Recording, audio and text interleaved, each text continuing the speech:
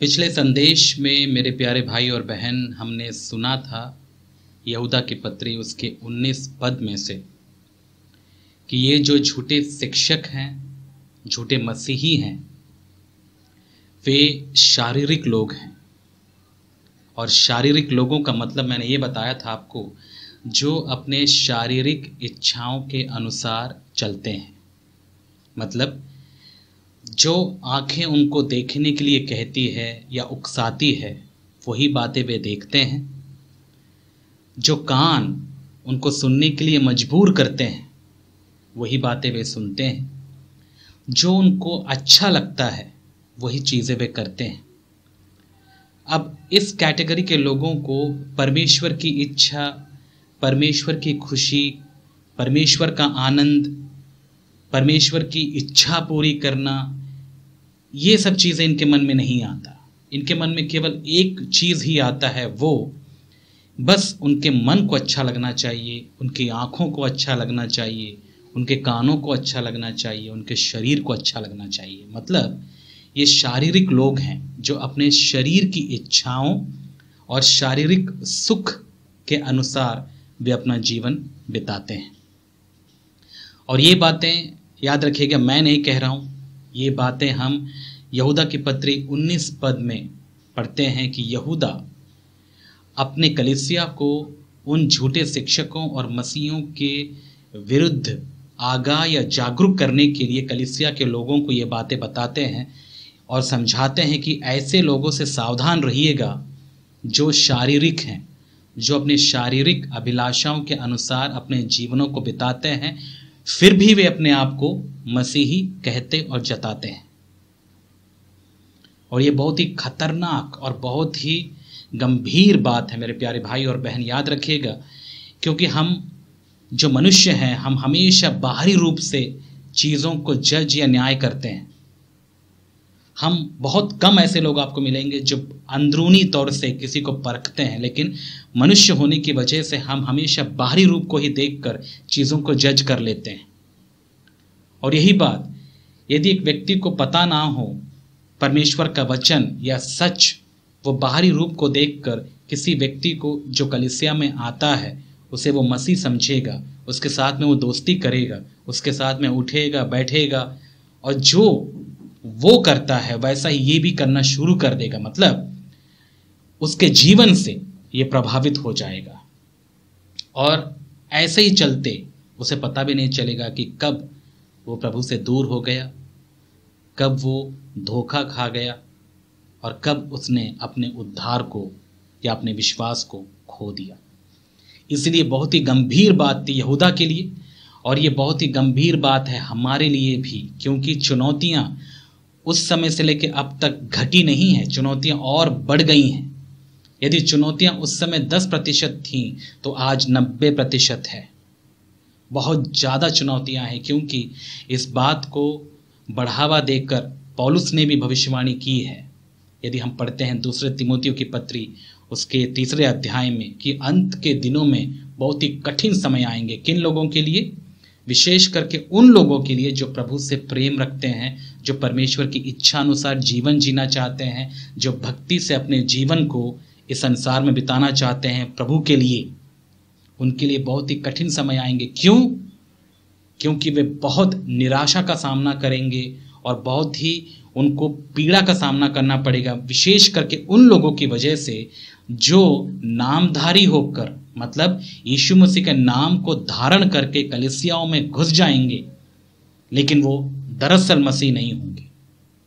और ऐसे लोगों को यदि परखने की शक्ति या ताकत आप में नहीं है मेरे प्यारे भाई और बहन, याद रखिएगा आप बहक सकते हैं, भटक सकते हैं, धोखा खा सकते हैं। और इसीलिए तो हम परमेश्वर के वचन से सीख रहे हैं, परमेश्वर की आवाज़ को सुनना चाहते हैं, हम बाइबल का अध्ययन कर रहे हैं ताकि हम भी इन वचनों को पढ़कर जागरूक हो जाएं उन झूठे मसीहियों और शिक्षकों के प्रति, ताकि हम धोखा ना खाएं। इसलिए मैं आपको प्रोत्साहित करता हूं कि आप जब जानते हैं कि हम इतने कठिन परिस्थिति में रह रहे हैं, कितने कठिन समय में रह रहे हैं, जहाँ पर निराशा का सामना करना पड़ेगा, हतोत्साहन का सामना करना पड़ेगा, क्योंकि हर जगह आपको ऐसे लोग दिखेंगे जो अपने आप को मसीही कहेंगे। याद रखिएगा, आजकल मसीहियों की जनसंख्या बहुत ज़्यादा है, लेकिन क्या करें, बाहरी तौर पर बहुत ज़्यादा है, लेकिन दरअसल उनमें से केवल 10% या 10% लोग ही होंगे जो प्रभु से सच्चा प्रेम रखने वाले होंगे, और यही है मसीही। बाकी 90% कौन है? ये है पाखंडी, जो केवल अपने आप को मसीही जताते हैं लेकिन वैसा जीते नहीं हैं। इनको प्रभु से कोई मतलब नहीं होता, परमेश्वर की इच्छा से कोई मतलब नहीं होता, शिष्य बनने से कोई मतलब नहीं होता। वे अपना फ़ायदा ढूंढने वाले लोग हैं, और ऐसे लोग आज कलीसियाओं में भरे पड़े हैं। आप किसी भी कलीसिया में चले जाओ, किसी भी राज्य में चले जाओ, विशेष करके भारत में तो बहुत ज़्यादा आपको ऐसे लोग मिलेंगे कलीसियाओं में जो केवल मसीही होने का ढोंग करते हैं। बाहरी तौर पर अपने आप को मसीह जताकर अंदर से वे अपनी इच्छाओं को पूरी करने वाले भेड़िए हैं। और यही बात, यदि हम इस बात को लेकर जागरूक ना रहें तो हम भी धोखा खा सकते हैं मेरे प्यारे भाई और बहन। और इसीलिए हमें परमेश्वर के वचन को पढ़कर जानना है और सतर्क रहना है ऐसे हर एक व्यक्ति से जो कलीसिया में आता है, अपने आप को मसीह कहता है। और याद रखिएगा, चुनौती, जैसे कि मैंने कहा, चुनौती घटी नहीं है, चुनौतियां और बढ़ गई हैं। और जितना हम आगे बढ़ते जाएंगे अपने समय में, अपने जीवन में, और चुनौतियां बढ़ती जाएंगी, चुनौतियां घटेंगी नहीं। और यही बात कई बार मुझे बहुत ही परेशान करती हैं कि हम इस समय में, हमको परमेश्वर ने अपने अनुग्रह से हमको इतना मजबूत तो किया कि हम ऐसे लोगों को परख पाते हैं। अब चिंता हमें अपने बच्चों के लिए भी होना चाहिए मेरे प्यारे भाई और बहन, जो आने वाले जनरेशन को झेलने वाले हैं। यदि मैं आपसे एक बात पूछूं, अब आप बताइए, क्या आप इतना अपने बच्चों को सिखा पा रहे हैं या फिर उनको मजबूत कर पा रहे हैं परमेश्वर के वचन से, परमेश्वर के ज्ञान से, उसके सच्चाई से, कि वे अपने जनरेशन में उनके चुनौतियों का वे मजबूती से सामना कर पाएं? आप कर पा रहे हैं? कई बार दुख होता है, कई मसीह भाई और बहन को देखकर वे केवल अपनी ही चिंता करते हैं। उनको केवल अपनी संतोष या अपनी खुशी की चिंता होती है, वे अपने बच्चों के बारे में नहीं सोचते।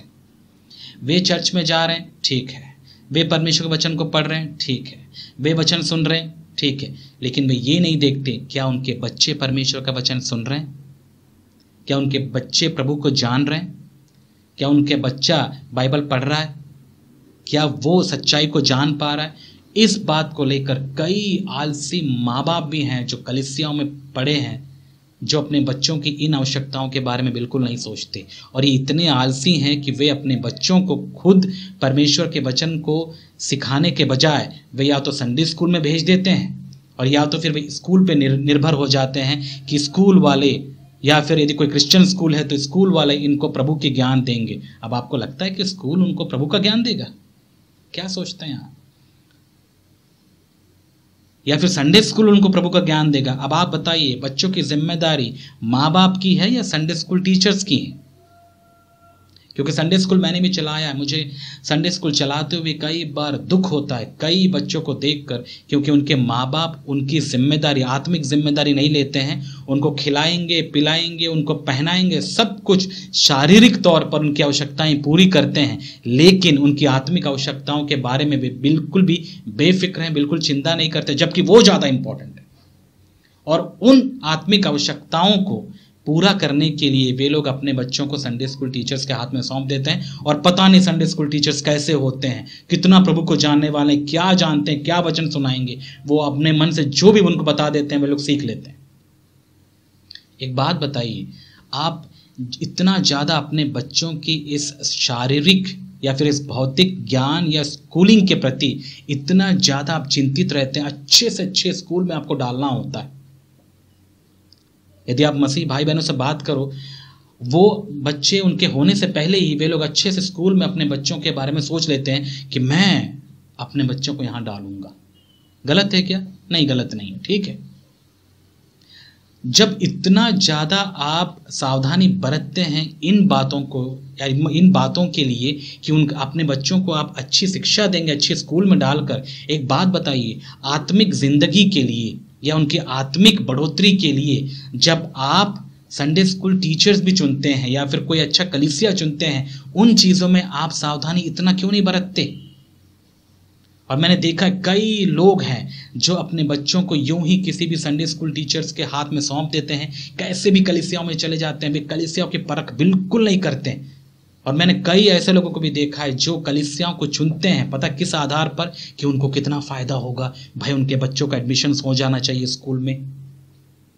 विशेष करके जो रोमन कैथोलिक चर्च से जुड़े हुए जो बहुत सारे जो लोग होते हैं, वे इसीलिए उस चर्च में जुड़ते हैं। उनको पता भी है कि यहाँ गलत शिक्षा होती है और बहुत सारी ऐसी चीज़ें हैं जो परमेश्वर के वचन के विरुद्ध है, लेकिन फिर भी वो अपने बच्चों को वहाँ डाल के रखते हैं, खुद भी वहाँ जाते हैं। क्यों? वहाँ जाएंगे तो उनकी सुविधाएं उनको प्राप्त होंगी। ये मसीही आपको किस एंगल से लगता है? ये मसीही नहीं है। वे अपने फ़ायदे के लिए उस कलीसिया में जा रहे हैं, उनको सुविधाएं प्राप्त होंगी, उनको रिकमेंडेशंस मिलेगा, है ना, सिफारिश वगैरह मिलेगा। ये सारी चीज़ों को देखकर वे लोग कलीसिया को चुन लेते हैं। आत्मिक ज़रूरतें को पूरा करने के लिए, आत्मिक उन्नति के लिए कभी ऐसे कलीसियाओं को आप चुनते हैं? बिल्कुल नहीं। इससे पता चलता मेरे प्यारे भाई और बहन, आजकल के मसीही कितने घटिया हैं। मैं उन लोगों की बात नहीं कर रहा हूँ जो प्रभु से प्रेम रखते हैं, वो तो प्रभु की दृष्टि में प्रिय हैं, लेकिन मैं उन लोगों की बात कर रहा हूँ जो अपने सुविधाओं के लिए, अपने फ़ायदों के लिए कलीसियाओं में चले जाते हैं। उनको पता है कि इस कलीसिया में यदि हम जाएंगे तो हमारे बच्चों का भविष्य सही हो जाएगा, हमको बहुत सारी सुविधाएं मिलेंगी, हमें वहाँ पर क्वार्टर्स मिलेगा, हमको ये रिकमेंडेशन या सिफारिश मिलेगा। ये सारी सुविधाओं को देखकर वे लोग ऐसे कलीसिया में चले जाते हैं। इसलिए जितने भी ये बड़े बड़े चर्चेस होते हैं, कलीसिया होते हैं, यहाँ पर अधिकांश लोग ऐसे ही कैटेगरी के या इसी मानसिकता से भरे हुए लोग होते हैं। आते ही वहाँ पर ऐसे लोग हैं, उनको जाना ही है ऐसे कलीसियाओं में। क्यों? उनका फ़ायदा हो रहा है ना। बहुत कम गिने चुने आपको ऐसे मिलेंगे जो अपने आत्मिक उन्नति के लिए चर्च में जाता है और ऐसी कलीसिया को चुनता है या देखता है जहां पर उसकी आत्मिक उन्नति हो। इससे उसको कोई फर्क नहीं पड़ता कि वो कलीसिया कितनी बड़ी है या कितनी छोटी। आजकल बड़ी कलीसियाओं का बहुत ज़्यादा जोर है। यदि ऐसा है तो मेरे प्यारे भाई और बहन, मुझे बताइए, यीशु मसीह जब वो सेवकाई कर रहे थे, उसकी कितनी बड़ी कलीसिया रही होगी? कितनी बड़ी थी?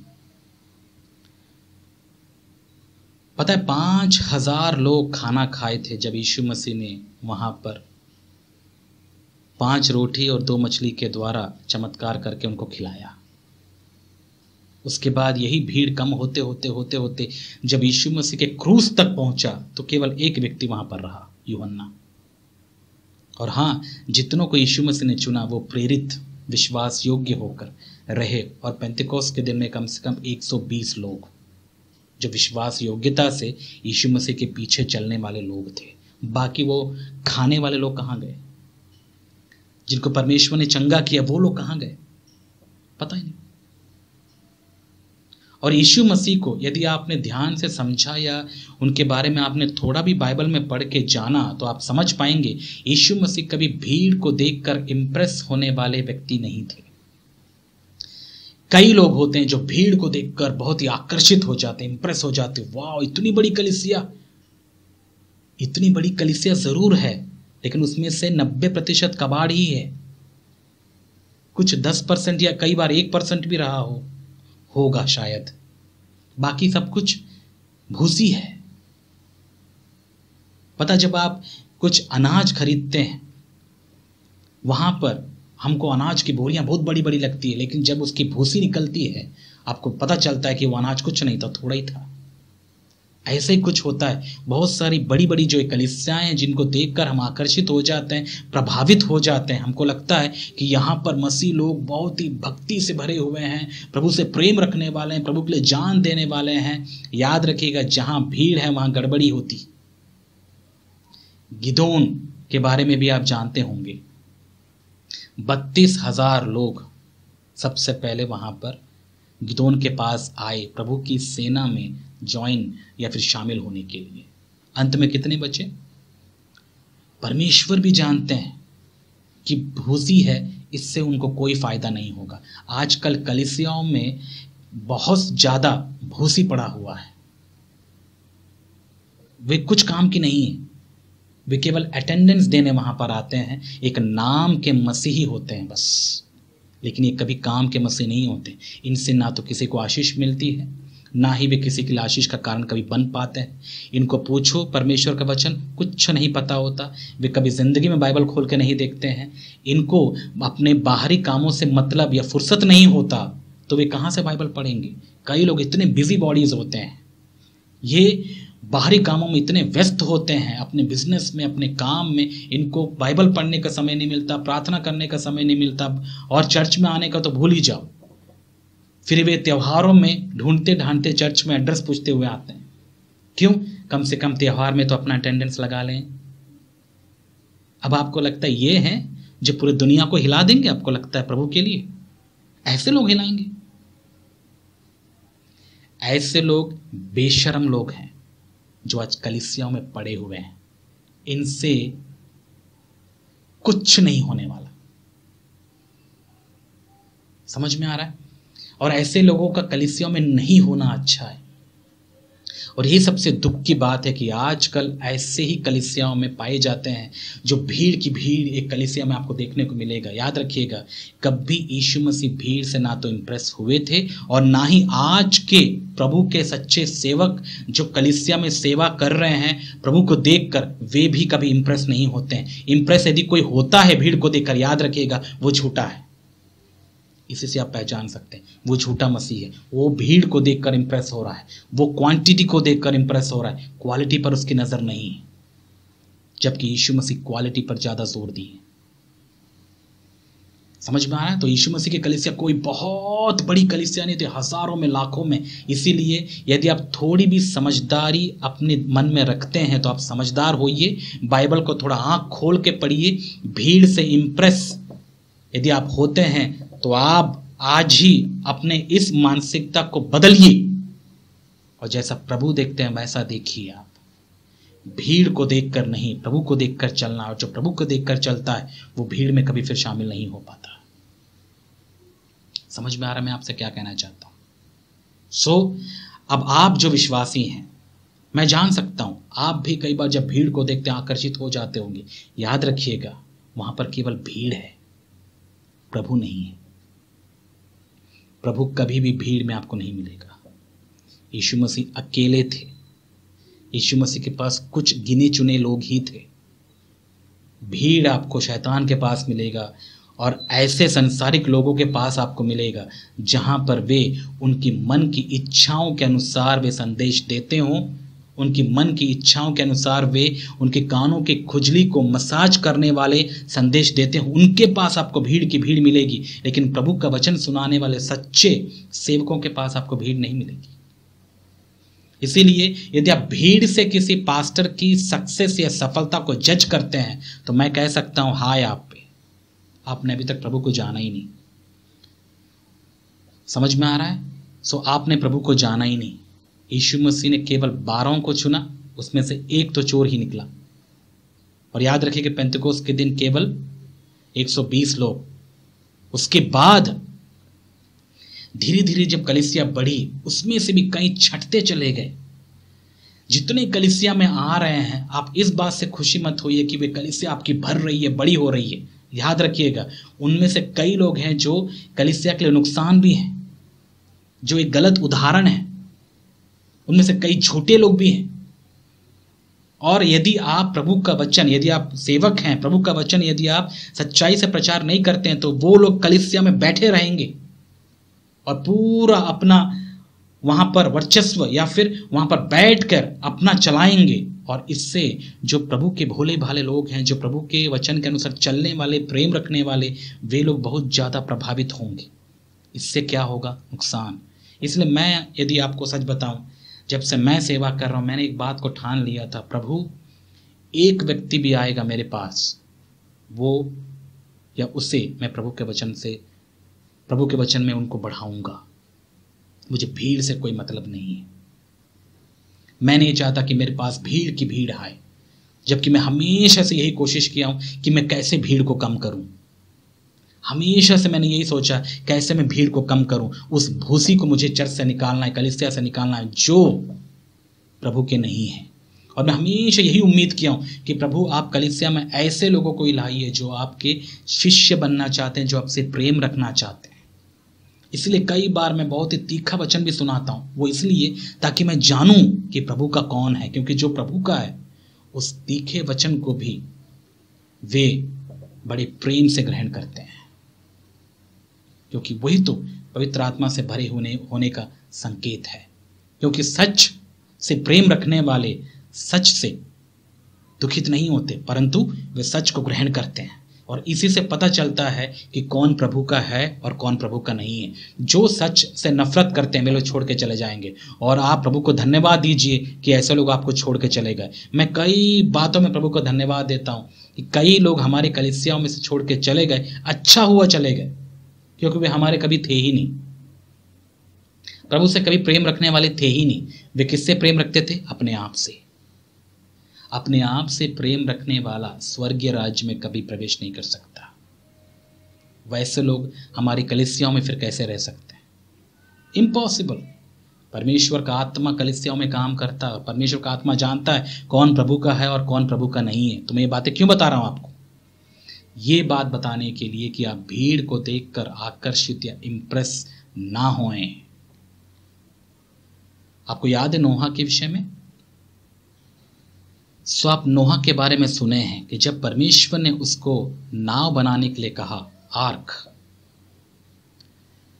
120 साल लगे उसे उस नाव को बनाने के लिए। केवल 4 पुरुष और 4 स्त्रियां सब मिलकर नाव को उन्होंने बनाया 120 साल। और 120 साल में क्या उसके आसपास के लोग आकर उससे पूछे नहीं होंगे कि हे नोहा ये क्या कर रहा है, ये क्या बना रहा है इतना बड़ा? पूछे होंगे। तब नोहा ने क्या आपको लगता है नहीं बताया होगा कि ये मैं इसलिए बना रहा हूं क्योंकि मुझे परमेश्वर ने बताया है कि एक समय आने वाला है जब इस संसार में जल प्रलय आएगा और सब कुछ नष्ट हो जाएगा। क्या आपको नहीं लगता कि नोहा ने उसे बताया होगा कि तुम भी मेरे इन बातों पर विश्वास करो और मेरा साथ दो इस आर्क या फिर नाव को बनाने के लिए, ताकि तुम भी इस नाव के भागीदार हो सको, मतलब इसमें आप भी आ सको। क्या उसने सुसमाचार नहीं सुनाया होगा? सुनाया होगा। लेकिन एक बात बताइए, कितनों ने विश्वास किया? कितनों ने विश्वास किया? हम पढ़ते हैं बाइबल में एक भी विश्वास नहीं किया। जब वो शुरुआत हुई तब भी वे 8 ही थे, जब पूरा खत्म हुआ तब भी वे 8 ही थे। एक व्यक्ति भी प्रभु को नहीं जाना। कितनी बड़ी असफलता नोहा के सेवकाई की रही होगी, आप सोच के देखिए। कई लोग ऐसा सोचते हैं। तो आप ये सोचेंगे, ये बोलेंगे कि नोहा एक असफल प्रभु का दास था, असफल सुसमाचार प्रचारक था, उसके पास होमोलेटिक्स के स्किल नहीं थे, क्या पब्लिक स्पीकिंग में वो कमजोर था, क्या उसे परमेश्वर के ज्ञान नहीं था? क्या बोलेंगे? कैसे उसको जज करेंगे आप? और यीशु मसीह ने पता है क्या बोला? उन्होंने ये बोला कि अंत के दिन भी उसी नोहा के दिनों के समान होंगे, जब लोग अपनी मनमानी से जिएंगे, खाएंगे, पिएंगे, ऐश करेंगे, और वे लोग शादियां करेंगे और सेलिब्रेशंस करेंगे, उत्सव मनाएंगे, सब कुछ करेंगे। अपने मन से जीने वाले लोग होंगे। वो यही अंत के दिन, जैसे नोहा के दिन थे वैसे ही होंगे। और इन दिनों में भी याद रखिएगा मेरे प्यारे भाई और बहन, जब आप सच्चाई से परमेश्वर के वचन को बताएंगे, लोग इतनी आसानी से स्वीकार नहीं करने वाले। और कोई संदेह नहीं है, मुझे कोई संदेह नहीं होता कि जब परमेश्वर के वचन से लोग सुनते हैं, सच को सुनते हैं, वो सच के वचन कोई सुनना नहीं चाहता। आजकल लोग वैसे वचनों को सुनना चाहते जो उनके मन को भाए, उनके शारीरिक इच्छाओं को पूरी करे, उनकी आंखों की अभिलाषाओं को पूरी करे, उनके जो सपने हैं, खुद के जो बने बनाए सपने हैं, जो बनाए उन्होंने, वो सपने पूरी करने वाले संदेश यदि उनको मिल जाए, वाह, यही तो उनको चाहिए था। और ऐसे ही तो आज बहुतेरे मसीह लोग आपको कलीसिया में पाएंगे। आप पाएंगे ऐसे लोगों को, ऐसे संदेशों को पसंद करने वाले लोग। और जो ऐसा संदेश प्रचार करते हैं, जो ऐसी बातें बताते हैं, लोगों की कानों की खुजली के अनुसार उनको मसाज किए जैसा वाला जो वचन सुनाते हैं, भीड़ की भीड़ उनके पीछे, भीड़ की भीड़ उनके पीछे चले जाती है और लोगों को एक भ्रम होता है कि हम चर्च में जा रहे हैं। वो चर्च है, चर्च है। यदि आप चर्च में गए तो क्या आप यीशु मसीह को जाने? क्या आप यीशु मसीह के स्वभाव में परिवर्तित हो रहे हैं? क्या आप उसके प्रेम में बढ़ रहे हैं? आपने कितना अपने भाई और बहन से प्रेम रखना आपने सीखा? कितना आप प्रभु में बढ़ रहे हैं? यदि नहीं तो आप केवल सभा में जा रहे हैं। वो भी एक प्रकार का क्लब ही है, जहाँ पर जैसे लोग अपने मज़ा करने के लिए जाते हैं, लोग अपनी इच्छाओं को पूरी करने के लिए, और ऊपर से ये और ख़तरनाक है, वे अपनी इच्छाओं को पूरी करने जाते ज़रूर हैं, लेकिन मुखौटा भी डालकर, कौन सा? धार्मिकता का मुकुट डालकर, मुखौटा डालकर। ये तो और ज़्यादा खतरनाक है। ये है परिस्थिति आज के समय की, आज के कलीसियाओं की, नोहा के दिन। समझ में आ रहा है मेरे प्यारे भाई और बहन? अब सोच के देखिए कितना कठिन है ये समय उन लोगों के लिए जो प्रभु से सच्चा प्रेम रखते हैं, जो प्रभु के लिए जीना चाहते हैं, जो प्रभु की इच्छा अनुसार जीना चाहते हैं। आजकल तो हमारे परिवार वाले भी प्रभु के अनुसार चलने वाले लोग नहीं हैं। जहाँ तक मैंने गौर किया है, हमारे रिश्तेदार या हमारे दोस्त या हमारे आसपास के जो लोग हैं, वे हमारे जीवनों को देखे हैं, जानते हैं, फिर भी वे कभी भी सीखना नहीं चाहते, क्योंकि उनके नज़र में हम असफल लोग। असफल क्यों? ज़्यादा पैसा नहीं है ना, ज़्यादा समृद्ध हम नहीं लगते हैं ना, प्रभु ने हमको शारीरिक या फिर सांसारिक रीति से बहुत ज़्यादा आशीष नहीं दिया है ना। इस हिसाब से वे लोग जज करते हैं, जबकि वे ये नहीं समझते कि वे खुद कंगाल हैं। क्योंकि आशीषें परमेश्वर की संसारिक या भौतिक वस्तुओं से नापी नहीं जानती। ये कुछ नहीं है परमेश्वर की नज़र में। परमेश्वर हमारी ज़रूरतें पूरी करते हैं। परमेश्वर हमारे आत्मिक आशीषों को ज़्यादा महत्व देते हैं। ये बातें क्या वे जानते हैं? बिल्कुल नहीं। उनको इन बातों से कोई मतलब नहीं होता। सो ये बातें मैं आपको क्यों बता रहा हूँ मेरे प्यारे भाई और बहन? मैं आपको बस उत्साहित करना चाहता हूँ कि आप अपने समय को पहचानिए, आप अपने समय को जानिए कि आप किस समय में रह रहे हैं। अब आपके लिए इतनी बड़ी चुनौती है ये समय, तो सोच के देखिए हमारा आने वाला जनरेशन, हमारे बच्चों का समय कितना ज़्यादा चुनौती से भरा होगा। और यदि हम अपने बच्चों की जिम्मेदारी ना लें, उनको प्रभु के बारे में ना सिखाएं, उनको प्रभु में ना बढ़ाएं, तो क्या होगा उनके साथ? और यदि आपको लगता है कि आपके बच्चों की आत्मिक जिम्मेदारी वो संडे स्कूल टीचर या फिर कोई ऐसी कलीसिया करेगी, तो आप एक भ्रम में हैं। जैसे संसार के लोग करते हैं, क्या करते हैं? बच्चों को पैदा करते हैं और जाके अपने बच्चों की शिक्षा के लिए स्कूल के टीचर पर अपने बच्चों को फेंक देते हैं। बोलते हैं आप पढ़ाइए इन्हें, आप शिक्षित करिए इन्हें। और टीचर पता नहीं क्या क्या पढ़ाते रहता है, कुछ भी बताते रहता है, यहाँ वहाँ से कुछ भी सुन सान के बच्चे आ जाते हैं। बाद में बच्चा बड़ा हो गया, बिगड़ गया, और बाद में क्या करते हैं वे लोग? रोते हैं। जब बच्चे थे तब आपको समय नहीं था उनके पास बैठने का, उनको सिखाने का। अब बड़े होने के बाद में आप रो रहे हैं। बताइए गलती किसकी? कई माँ बाप, मैंने संसारिक माँ बाप को देखा है जो यहाँ पढ़ने आते हैं, अपने बच्चों को छोड़ जाते हैं। माँ बाप इतने बिजी हैं अपने लाइफ में, अपने जॉब में, पैसा कमाने में, उनको 70,000 भी कम लगता है, 80,000 भी कम लगता है, कई लोग को 1 लाख भी मिलता है, वो भी कम है। उनको चाहते हैं कि हम दोनों पति पत्नी काम करें, हमारे घर में सारे लोग काम करें, और महीने में कम से कम 10-15 लाख होना चाहिए, और बच्चा हमारा बहुत ही खुश रहेगा। आपको लगता है बच्चों की ज़रूरत पैसा ही पूरा करता है? जब तुमको बच्चा पालने का दम ही नहीं था, जब तुमने कभी कोई सोचा ही नहीं कि अपने बच्चों को आप पालोगे या उनको सिखाओगे, अरे फिर क्यों पैदा किया ऐसे बच्चों को? आप बच्चों को आपने नुकसान कर दिया। जब आपको पता था कि आप दोनों बिजी हैं, आप अपने बच्चों का केयर नहीं कर सकते हैं, तो क्यों आपने बच्चे पैदा किए? आपने तो उनका जिंदगी बर्बाद कर दिया। मैंने कई माँ बाप को देखा है, और दुख की बात है कई मसीह लोग भी शायद ऐसे ही पाए जाते हैं। मैंने देखा है कई मसीह लोगों को भी ऐसे ही हैं। दोनों अपने काम में इतने बिजी होते हैं, बच्चों की जिम्मेदारी किसी को सौंप के चले जाते हैं। अच्छा, बच्चे आप पैदा करो और उसकी जिम्मेदारी कोई दूसरा ले, ये प्रभु के लोगों को शोभा नहीं देता। इसलिए बाइबल हमको सिखाती है एक बाप की, एक माँ की जिम्मेदारी क्या है।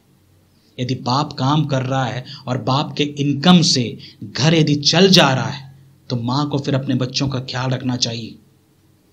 और बहुत ही यदि भूखे मर रहे हैं आप, आपके घर में कुछ नहीं है, खाने के वांदे हो गए हैं, तब माँ बाप आप काम करो, तब प्रभु आपकी सहायता भी करेगा। लेकिन यदि आप अमीर होने के लिए या फिर अपनी संसारिक या भौतिक इच्छाओं को पूरी करने के लिए आप दोनों के दोनों लगे हुए हैं, अपने सपने को पूरा करने के लिए, कई बार पति का सपना अलग होता है, माँ का सपना अलग होता है, ये दोनों के दोनों अपना सपना पूरा करने होते हैं और यहाँ बच्चा पिस रहा होता है। और ये दुख की बात नहीं है, कई मसीह परिवार आजकल ये डिवोर्स के शिकार हैं, वे लोग साथ में नहीं रहते। शर्म नहीं आता? किस एंगल से, किस मुंह से आप अपने आप को मसीह कहते हो? और ऐसे डिवोर्स के लोग चर्च में आते हैं एकदम भक्त होके। अरे शर्म आना चाहिए। तुमको मन फिराना है, तुमको मन फिराना है, मन फिराइए। आप अपनी गलती को मानिए। आप अपनी सपनों को पूरा करने के लिए बच्चों को समय ना देकर आपने बच्चों की जिंदगी बर्बाद कर दिया। तुमको इतनी बुद्धि होनी चाहिए कि अपने बच्चों का केयर कैसे करो। शिक्षा के मामले में आप अपने बच्चों को दूसरों के हाथ में कैसे सौंप सकते हैं, विशेष करके आत्मिक शिक्षा के मामले में। इस बात के लिए मुझे कोई दुख नहीं है, वरन मैं खुश हूं कि मैं अपने बच्चों की आत्मिक जिम्मेदारी मैं लेता हूं। मैं और मेरी वाइफ दोनों हम अपने बच्चों को पढ़ाते हैं, प्रभु का ज्ञान दे रहे हैं अभी से, क्योंकि हमको उनकी चिंता है उसके भविष्य की। जब वे बड़े होंगे तब उनका जो समय होगा हमसे ज़्यादा चुनौती से भरा होगा, तब वे उस चुनौती को झेल लें। ये हमारी चिंता, हमारी प्रार्थना है। हम उनके साथ बैठकर उनको वचन सुनाते हैं, उनको सिखाते हैं, क्योंकि वो हम इंपॉर्टेंट है, प्रभु ने हमको दिया है गिफ्ट। तो उनको अगले जनरेशन के तैयार करने की जिम्मेदारी संडे स्कूल टीचर की नहीं है, वो मेरी है, मेरी वाइफ की है। इसलिए जो माँ बाप है, मैं आपसे कहना चाहता हूँ, यदि आपको बच्चे पालने का समय नहीं है, यदि आपको बच्चों से बढ़कर आपके सपने हैं, तो आप बच्चे पैदा मत करिए फिर। लेकिन यदि आप सोचते हैं नहीं, मुझे परमेश्वर की इच्छा के अनुसार जीना है और मुझे अगले जनरेशन के लिए भी संतान चाहिए, और वो संतान ताकि परमेश्वर की इच्छा पूरी करे और आने वाले जनरेशन के लिए आशीष का कारण बने, तो आप संतान के बारे में सोचिएगा। और जब आप संतान के बारे में सोच रहे हैं तो ये भी सोच लीजिएगा कि उनको प्रभु के रास्ते में चलाना ही आपका काम है। इसके लिए ना तो कोई कलीसिया जिम्मेदार होगी और ना ही कोई संडे स्कूल टीचर, जैसे कि बहुत से लोग सोचते हैं। नहीं। और जैसे मैं आपको बता रहा था कि आत्मिक उन्नति का फिक्र यदि आपको है तो आप ऐसी कलीसियाओं में जाइए जहां पर वचन का प्रचार या शिक्षा खराई से दी जाए। आपके इच्छाओं के अनुसार यदि कोई आपको वचन सुना रहा है, वो आपको मक्खन लगा के मार रहा है। समझ में आ रहा है आपको? ऐसे मक्खन और मालिश करने वाले प्रचारक आजकल बहुते रहे हैं, जो आपके शारीरिक इच्छाओं को उजागर करके, जगा के आपको बहुत ज़्यादा धोखा देंगे और उनका पूरा उद्देश्य आपके पैसे पर रहता है। वे लोग एक नंबर के लालची होते हैं। ऐसे बहुत सारे सेवक हैं जो आज के समय में, जो कलीसिया में आने वाले लोगों के धन को देखते रहते हैं। उनको पता है हमारी कलीसिया में 100 लोग आ गए, मतलब यदि वो सब के सब देंगे तो हाँ इतना हो जाएगा। और इनका जो सक्सेस है, सफलता है, कलीसिया के लोगों की बढ़ोतरी में है। मतलब वृद्धि को देखते हैं, क्वांटिटी को देखते हैं, और क्वांटिटी के हिसाब से वे अपनी कलीसिया की सफलता को जज करते हैं। आपको लगता है ये है सच? ऐसे में तो मैंने जैसे बताया आपको, यीशु मसीह तो फिर असफल हो गए। ऐसे में तो फिर नोहा एक असफल प्रीचर था। खराई से यदि आप प्रचार करेंगे, आपकी कलीसियाएं कम हो जाएंगी। कई लोग को अच्छा भी तो लगता है। कई ऐसे शिक्षक हैं, कई ऐसे मसीह प्रचारक हैं जिनको अच्छा लगता है, भीड़ में प्रचार करना उनको पसंद है। एक दो लोग को मज़ा नहीं आया। इसलिए कई मैंने सेवकों को देखा, वो किराए में भी लोगों को आके ला के बैठा देते हैं। भाई तो कम से कम सीट भर लो, कलीसिया में थोड़ा अटेंडेंस दे दो चलो, ताकि मेरी जो इच्छा है वचन सुनाने की मैं सुना दूं। ऐसे लोग भी होते हैं। कभी किसी को वचन सुनाने के लिए फोर्स हमको नहीं करना चाहिए। जो प्रभु से प्रेम रखते हैं वो कलीसियाओं में आएंगे, जो आत्मिक उन्नति के लिए भूखे हैं वे कलीसियाओं में आएंगे। और ऐसे लोगों के लिए आप दुआ करिए कि प्रभु आपको ऐसे लोग दें। मैं हमेशा से यही दुआ करता हूँ, मेरे पास भले ही 2 हों या 3 हो या 4 हों, मुझे इससे कोई फ़र्क नहीं पड़ता। मैं बस यही देखता हूँ कि मेरे पास वो हों जो प्रभु के आत्मिक वचन के भूखे हैं, वे प्रभु में जो बढ़ना चाहते हैं। वैसे लोग यदि कलीसिया में आए, एक बंदा 1000 के बराबर है। याद रखिएगा, समझ रहे हैं आप? एक सैमसन जो अपने आप को प्रभु के इच्छा के प्रति जो अपने आप को सबमिट या फिर अधीन कर ले, परमेश्वर उसके द्वारा 1000 पर भी भारी पड़ता है। एक डिसाइपल 1000 नामधारी मसीहों के बराबर ही है, वरन उससे ही बढ़कर है वो तो। इसलिए मुझे कोई इंटरेस्ट नहीं है कि मैं कलीसियाओं में लोगों को भरता चला जाऊं। मुझे शिष्य बनाने से मतलब है, क्योंकि यही बात मैं बाइबल में पढ़ता हूं कि प्रभु ने कहा, जाओ सुसमाचार का प्रचार करो लोगों को, और जो मुझ पर विश्वास करते हैं उनको चेला बनाओ। तो चेला बनाने की जिम्मेदारी प्रभु ने मुझे दी है और मैं इस पे ज़्यादा फोकस करता हूं, यही मेरा इंटरेस्ट है। तो जो आप सुन रहे हैं, यदि आप चेला बनने के इच्छुक हैं या प्रभु के चेले बनकर यदि आप जीना चाहते हैं, वैसा इच्छा रखते हैं, तो आप प्रभु के मेरे पास आइए, प्रभु के वचन को सुनिए और आप कलीसियाओं में ज्वाइन हो सकते हैं। अदरवाइज नहीं तो आप ऐसे ही भीड़ जमा करने वाली कलीसियाओं में जाइए, वहाँ बैठिए, वहाँ पर आप मसाज करवाइए जाके। मुझे इससे कोई लेना देना नहीं है, क्योंकि प्रभु ने मुझे यही जिम्मेदारी है कि मैं चेला बनाऊं, प्रभु के वचन से लोगों को खिलाऊं, ताकि वो सच सुने, सच के आधार पर अपने आप को मजबूत करे और प्रभु के लिए तैयार हो जाए, प्रभु के काम के लिए। यही मेरा हमेशा से फोकस रहा है, आज भी है। इसलिए मेरे प्यारे भाई और बहन, मैं आपको प्रोत्साहित करता हूं, आपको मैं दुखित नहीं करता, प्रोत्साहित करता हूं, आइए चेले बनना सीखिए। ये है आपका सपना, ये है आपका उद्देश्य, हमको चेले बनना है, प्रभु के जैसा बनना है। प्रभु ने जिस रास्ते को हमको दिया उस रास्ते पर हमको चलना है। हमारा मार्ग यीशु ही है, सकरा मार्ग है, उस पर हमको चलना है। ये है हमारा उद्देश्य, इस पर हमको चलना है मेरे प्यारे भाई और बहन। और याद रखिएगा, जैसे मैं आपसे कह रहा था कि हमारा जो समय है बहुत ही कठिन है, बहुत ही कठिन है। लेकिन याद रखिएगा, जितना कठिन समय है, परमेश्वर उतना अनुग्रह भी हमें प्रदान करेगा। मैंने कई बार प्रभु से ये सवाल पूछा, प्रभु काश मैं पौलुस के समय में या पतरस के समय में जीता। प्रभु आपने उनको कितना अनुग्रह दिया, आपने उनको कितनी ताकत दी, पवित्र आत्मा का अभिषेक दिया। आज समय कितना खराब है, तो कई बार मुझे इच्छा होती है कि मैं उस समय में जीता।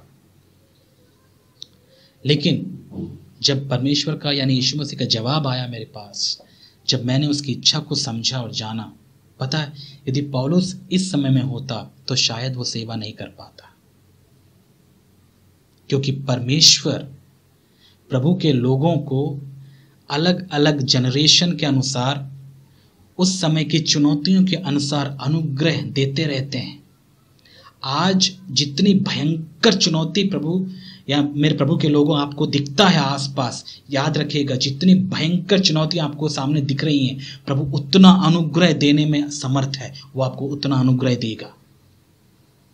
प्रारंभिक कलीसिया में जितनी चुनौतियां थी, उस समय के लिए जितना अनुग्रह चाहिए था परमेश्वर ने, क्योंकि प्रभु के पास अनुग्रह की कमी नहीं है, उस समय के लोगों को जितना अनुग्रह की जरूरत थी प्रभु ने उनको अनुग्रह दिया।